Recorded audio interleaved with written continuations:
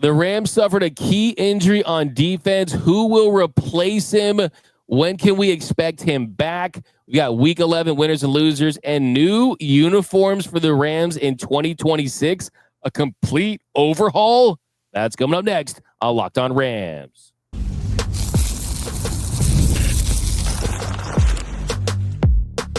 You are Locked On Rams, your daily Los Angeles Rams podcast. Part of the Locked On Podcast Network, your team every day. What is up, Ramily, and welcome to another episode of Locked On Rams, your daily podcast covering your Los Angeles Rams. Free and available wherever you get your podcast. Locked On Rams, part of Locked On Podcast Network, your team every day. We're also available over on YouTube, so if you haven't yet, do us a huge favor. Hit the subscribe button, hit the notification bell if you want to support every single episode. Hit the like button and drop a comment down below. Also, podcast listeners, write us a review. We'll read it on the show. My name is Doug McCain. You can follow me over on X and Instagram at DMac_LA. I've covered LA sports for over a decade, 24/7 sports, Bleacher Report, SI, Dodgers Nation. And as always, I'm joined by the Rams pre, half, and post-game show host for the Rams flagship radio station, ESPN 710 LA. He's in his 11th season covering your Los Angeles Rams, the People's Champ, Mr. Travis Rogers. You can follow him on X at Travis Rogers. And on today's episode, the Rams might have a significant injury on defense, and we'll give you the latest. We'll tell you what Sean McVay had to say about it and who they're going to need to step up. Also, we've got week 11 winners and losers. And could the Rams have completely new uniforms in 2026? We'll tell you what we've heard. But first, today's episode is brought to you by FanDuel. Right now, new customers can bet just $5, and if your bet wins, you'll get $300 in bonus bets to use across the app. All right, Travis, before we get into the injury news, the first thing I want to kind of mention to you is I don't know about you, if you're into power rankings. You're a power rankings guy. Sure. I like them when my teams are good, right? And you look at the power rankings, ESPN, NFL, across the board, the Rams have been catapulted all the way up. It doesn't matter which one you're looking at.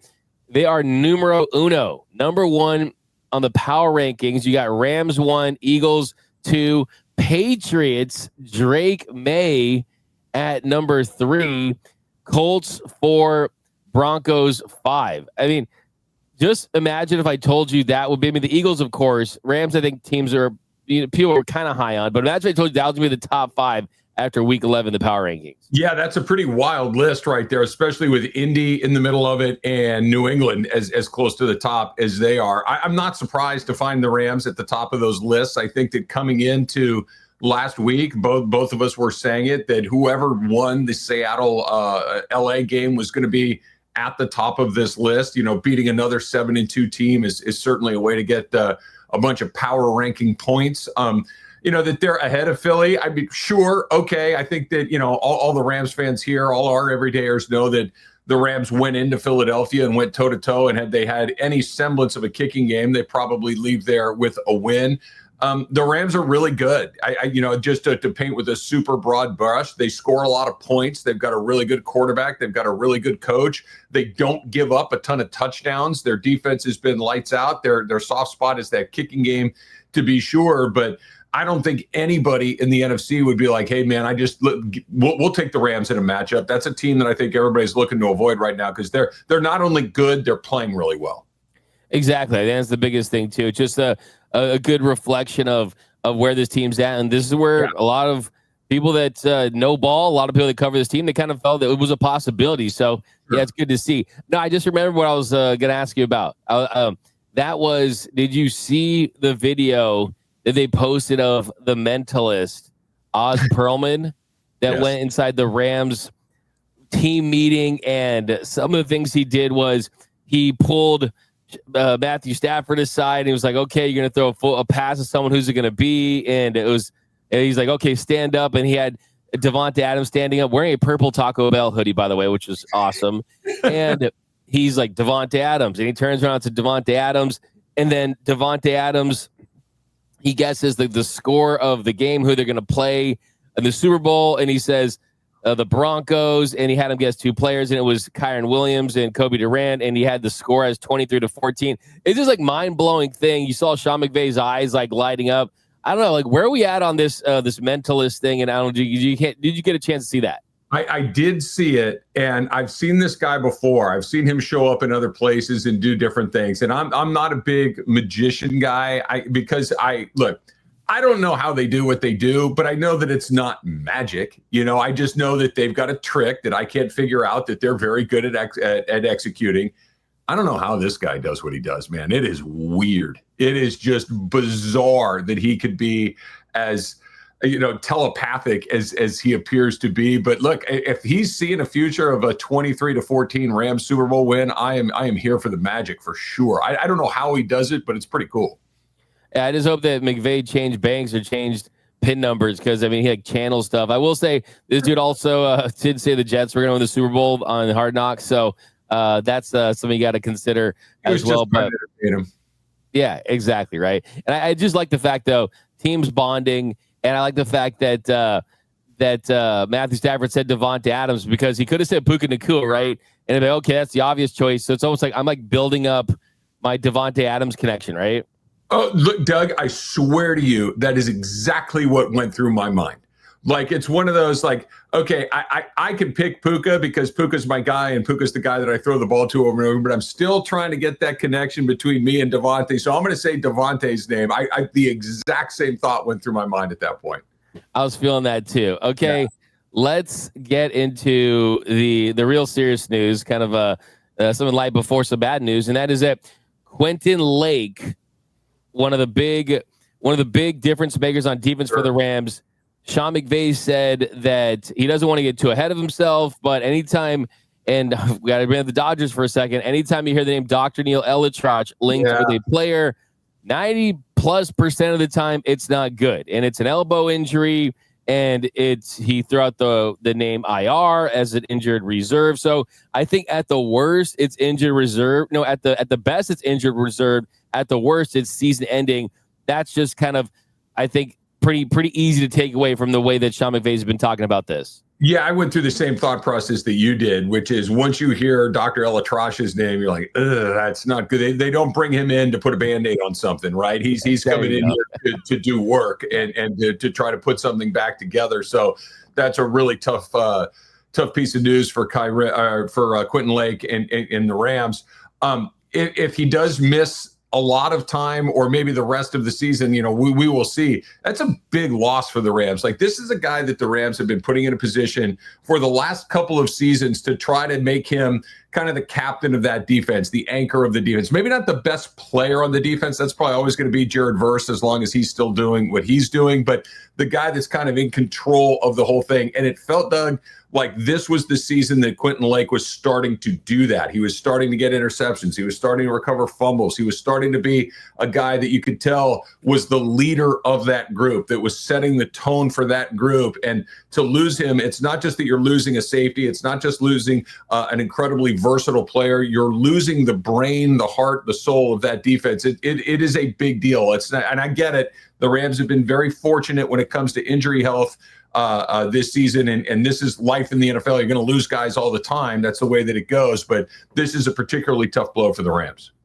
Exactly. It's tough to replace the intangibles, the leadership, just kind of being that guy out in the field for them. And Sean McVay did say that when they inserted Josh Wallace in the lineup in the star defender role, they did play great. And then moving forward, he is someone that could fill in for Lake at that star position. So I'm going to tell you, I think Josh Wallace is a good player for sure, not Quentin Lake. And that's the thing too, is you have depth at safety, right? You got Cameron Curl, Cameron Kinship, Jalen McCullough, Josh Wallace, but Lake he's a slot corner, right? And the truth is, Manuel Forbes, who I think honestly is kind of emerging as one of the better stories of the year, really, quite frankly, as far as kind of where he was to where things look like they're trending for the Rams. And Kobe Durant kind of has played his best ball on the boundary. Same with Darius Williams, and you're going to get Kelly Witherspoon back at some point. But it's a unique skill set that Lake brings at a position that they ask a lot out of, and that's kind of the other tricky thing here.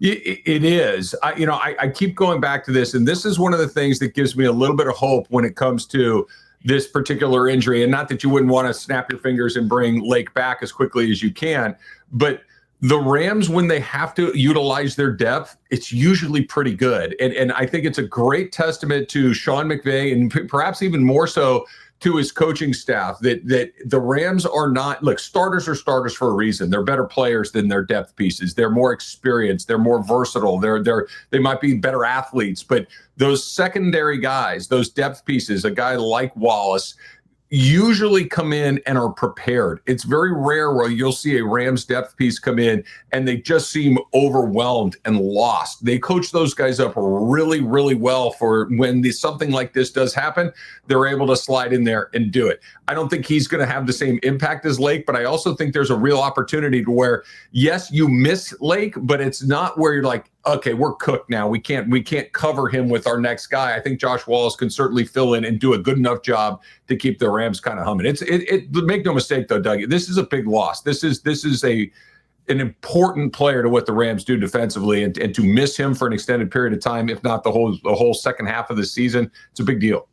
Yeah, and I remember, I believe it was last week, we talked about how much injury luck the Rams have had, how much good fortune they have had. And I want to apologize to everyone out there, and I'll take the loss on this one. Probably shouldn't have said that. But, yeah, I mean, it is a big loss. Is it something that will define the season? No, right? It's not. You didn't lose Matthew Stafford. You didn't lose Puka Nacua, someone like that. But if we're being completely honest, it is a blow. They should bring Dick Vermeil in and do a press conference, and he should say, we will rally around Josh Wallace, and we will play good football. And we will bring in the legendary Dick Vermeil, Rams legend, UCLA legend, Dick Vermeil for sure. But coming up next, winners and losers from Week 11, and why you should not overreact to Devante Adams' one catch against the Seahawks. That's coming up next on Locked On Rams.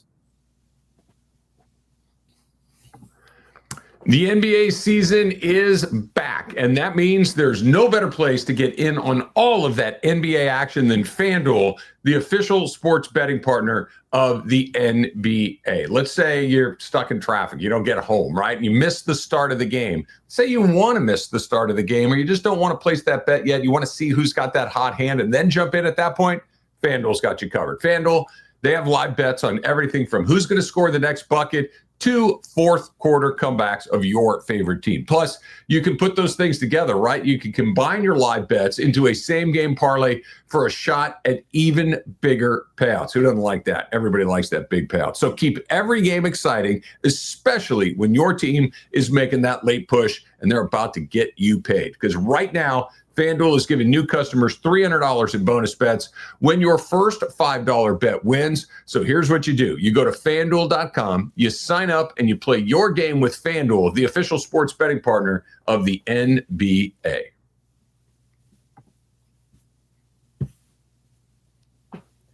And we are off and running here on Locked On Rams. Thank you for making Locked On Rams your first listen every single weekday.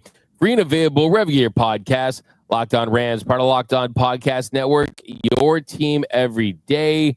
Also, big shout out to every listeners out there watching and listening to every single episode of Locked On Rams. And if you haven't yet, we see a lot of viewers, a lot of new listeners lately. And this is the number one daily sports podcast network and the number one daily Rams podcast. So definitely, hey, join every listeners club. You'll be the most informed Rams fan, and you won't miss a thing about your favorite football team. All right, Travis. Here in our second segment, we'll do some winners and losers, little horns up, horns down. And the first one I want to talk about is Devante Adams, just because a lot of people frustrate, it's only one catch for Devante Adams. And hey, it's been so many weeks into the season, and are Matthew Stafford and him on the same page and things like that. I did rewatch the game yesterday, and clearly either he's playing through some type of oblique situation, he's not kind of moving like he typically does. And I always kind of look at it this way. It's like, hey, man, do you want that 1 yard touchdown reception or not? Because that's what he was able to give you. And the truth is they don't have a trusted number 3 receiver, or a guy that I'd probably rather have as a number 2 receiver instead of a injured Devante Adams. But I don't think he's at 100%.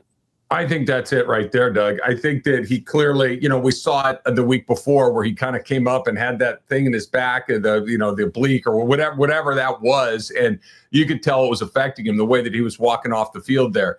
Davante Adams is not a one-catch guy, right? I mean, he's one of the best wide receivers in football, and there's going to be an extenuating circumstance if Davante Adams ends the day with one catch. It's not just because he forgot how to play football or couldn't get open or Matthew Stafford's not looking for him. He had a couple of drops. He had a really bad drop in the middle of the field there. I think there's something physically up with him. But think about what's going on. Tutu Atwell is not around. Xavier Smith got knocked out on that punt return where he got absolutely annihilated and got concussed and had to leave the game. And now all of a sudden, you're down to the Jordan Whittingtons of the world. There just aren't enough guys to go around, so he's going to get covered and everything that comes along with it. But I'm not worried about him as a guy that's losing it. I am worried about him as a guy that may have an injury that affects his ability to play at a high level, because that's the only thing in my book, Doug, that would explain why Davante Adams could have a game where he catches one pass for 1 yard. Now, oddly enough, it was the 1,000th reception of his career. It did go for a touchdown. It was an incredibly important catch in the game. He put a move on a guy that only Davante Adams is probably going to be able to do and catch that ball. So it was a weird game to be sure, but I'm fairly certain it's related to his physical well-being than it is anything else. Yeah, and he definitely deserves the benefit of the doubt, and that's the optimistic take is that playing through an injury, which is very respectable, commendable, and this Rams team needs him to play through an injury, quite frankly, to be the offense that they're hoping to be, especially when you looked at what the Seahawks were doing, lining up at nickel, kind of taking 13 personnel out of the game the way that they were. And then the pessimistic take is like, hey, when are you guys going to get on the same page for an entire game throughout the entire field? Because, I think for this team to win the Super Bowl, you're going to need a two-headed monster at the receiver spot, because Puka's going to get a lot of attention. Davante is going to have to just make those catches. And here's the thing. We've seen when the football hits his hands and they hit his Jordan brand gloves, which are sweet because there's only a handful of those guys around the league, that ball usually does not fly out like it has been, right? It's kind of as simple as that. But look, right now, if he's dealing with something and he wants to be the Rams version of Chris Carter, where all he does is catch touchdowns, I'm fine with that too, as long as he's not giving advice, by the way. Hey, you got to have a fall guy, right, Travis? You got to have a fall guy. Yeah, I did. I don't think he thought there were cameras at that. That was a mistake. It was good advice. It's just something you shouldn't have said in front of everybody else. But no, look, they're going to need him. It's a weird situation, right? Because the Rams are right near the top of the NFC. They're tied with the Eagles right now. Obviously, they lose the tiebreaker to the Eagles because of the head-to-head matchup.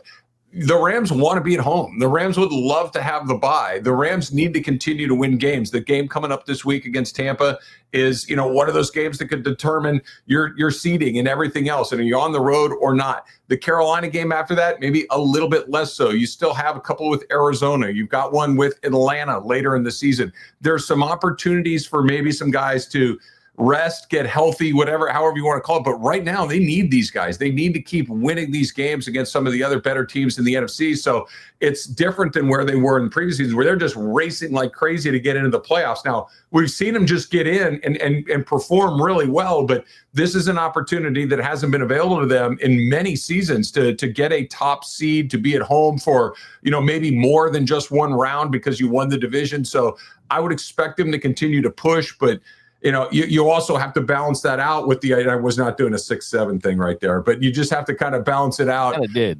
Yeah, I did a little bit. You got to balance it out with making sure that Davante Adams is healthy in January. And if that means you got to sacrifice some seeding, I think that may be the decision you make. Healthy with a lower seed is better than not at your best with a higher seed. You always have to value health, and that's always what this organization has done. This is the organization with Sean McVay changed the way the league looked at preseason, so I wouldn't expect anything less from them.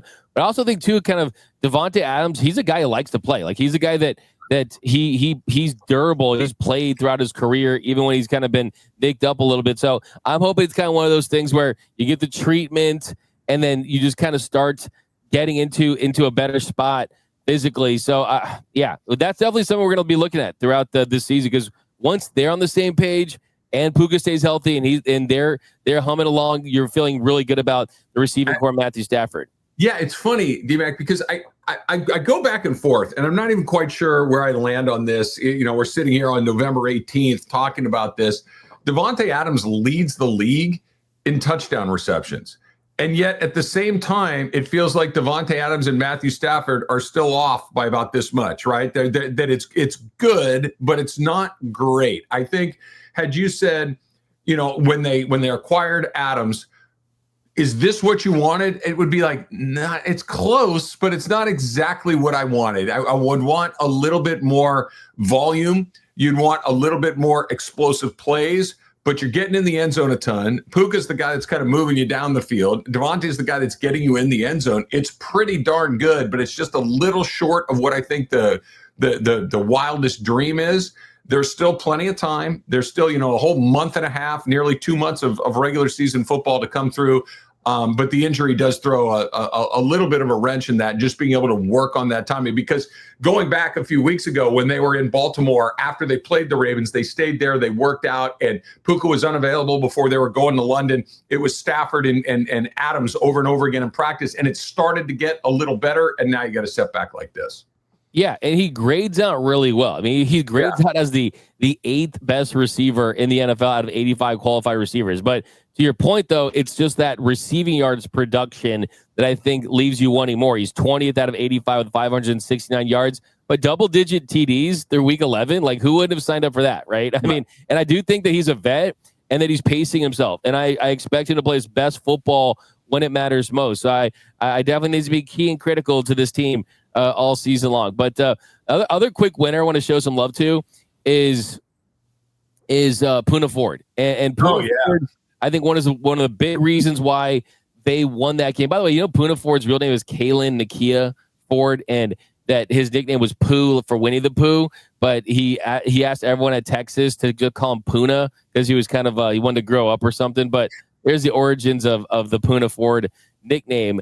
But I mean, what he allowed the Rams to do was stop the run without throwing heavy packages out there, which allowed guys to stay in coverage, which allowed you to perform against an explosive passing offense. And credit to Emmanuel Forbes Jr. and a lot of these guys as well. But Poona Ford was massive. And I think that this is one of those games they lose last year, but they win this year because of different personnel. Poona Ford being one of the biggest reasons why. Think about the running backs that they've played this year. They've played Christian McCaffrey twice. They've played Derrick Henry, Saquon Barkley, Jonathan Taylor, and then you had the two Walker and Charbonnet against Seattle, who are both really good backs. Nobody has gashed the Rams on the ground. Think about what happened last year when they got Alvin Kamara, too, another guy that they played this year. Saquon Barkley single-handedly murdered them twice last year, right? And they went out and said, we can't let this happen again. They go and they get Ford. And not only did they shut down Barkley when they played him, they've played basically every good running back in the league, and nobody has taken advantage of them on the ground. And that's directly related to Poona Ford. And the other guy they went out and got too is Nate Landman. And Landman has just been amazing. He punched out another one last week. They didn't recover the fumble, but that dude's been a godsend as well.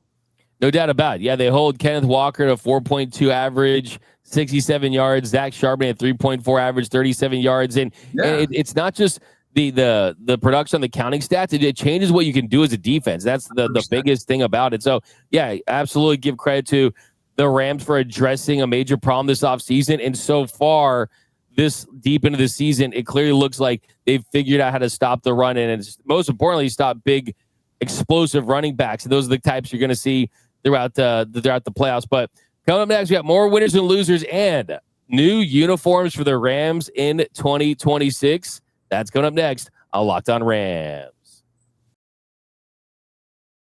Today's show is brought to you by our friends over there at Peloton. Look, folks, it's time to break through the busiest time of the year with a brand new Peloton cross-training Tread Plus that's powered by Peloton IQ. It's Peloton's most elevated technology and equipment yet that gives you real-time guidance, and it gives you endless ways to move, whether you want to work out by yourself or if you want to work out with your favorite instructor, like my personal favorite, Alex Toussaint. He always gets me fired up to tackle the day. And the thing I like about Peloton, it helps me achieve more in less times. They have features that help you plan, stay motivated, track your progress, and Peloton IQ also provides personalized workout plans and recommendations. That's something that I use right now during the busiest time of the year covering the NFL. They plan my workouts for me based on my mood, my vibe, and also my favorite instructors. So make sure you check it out and use it because it also helps you correct your form in real time and it maximizes your reps. It counts your reps so that you can do it smarter, safer, and more efficient. Let yourself run, lift, flex, push, and go. Explore the new Peloton cross-training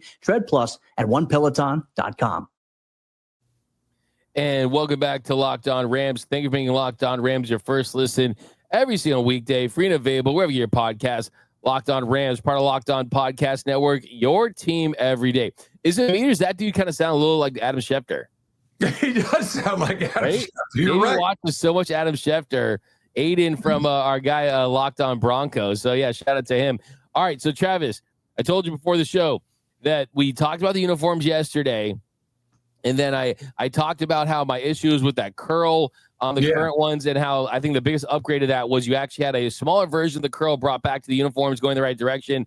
I had multiple people reach out to me on the X machine, DMing, sending info, and what I was told, this is not breaking news or anything, but that the Rams are one of 3 teams that have applied for uniform changes in 2026, and that the belief is that the midnight mode uniforms will be the template for the new uniforms, and that you will see the colors that we see, the Rams Royal and the Soul, but instead of the gradient numbers, you'll see solid color numbers, and instead of the shoulder pad thing going sideways, it'll look the same. So pretty interesting stuff.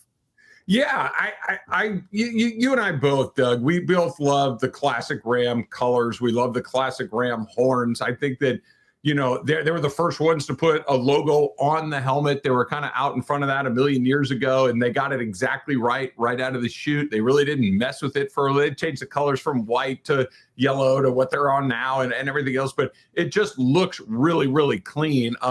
I would love to see something classic like that. I think that would be really fun to have back in the mix. Like I said, the ones they wear now, I wasn't a huge fan of the midnight mode ones, but the ones they wear on a regular basis, they've really grown on me. The new helmet has really grown on me. So if they had a couple of different variations, but I'm a classic guy. Like we were talking a little bit before about the Raiders, watching the Raiders last night. I'm not a Raider fan, but God, I love the Raider uniforms because they don't change. It's just the same thing over and over again. It's just silver, black, and white, and it's just bingo, perfect. I think the Rams have a similar opportunity. Just find that classic style and stick with it. Yeah, I kind of went back yesterday and I watched the original video of the Rams explaining their redesign process. And you had like all these guys from Nike and like they were talking about this Ram horn and how it was inspired by the wave of the Pacific Ocean and it was inspired by SoFi Stadium. And I'm like, how about it just be inspired by a freaking Ram, right? Like why? Like this feels like one of those things where like guy has jobs somewhere and somewhere guy has to do job. So it's like, here's all this new stuff and right? But the truth is, it's like the Dodgers have a perfect uniform. It's a 10 out of 10, right? The Lakers, when it's gold, it's the most iconic uniform in the NBA, right? I think the King silver and black is really iconic. But the mark of a great the mark of a tier 1 franchise, the Yankees, the Dodgers, you say the Packers, the Steelers, right? The mark of an all-time great Real Madrid, like you look across the board, the all-time great franchises. The one thing they have in common is they literally never touch their uniforms. And if the Rams want to be tier 1, like all-time great stuff, which I think they're like 2-3 Super Bowls away from being like tier 1, right? They can just go back to that thing, don't touch it, and it'll sell. Like I really think it would be. I don't think it's going to happen, but I really think they should just go all the way back. Do what the Cleveland Browns are my hope. They went to some ugly thing, and they literally went back to the Cleveland Browns uniforms.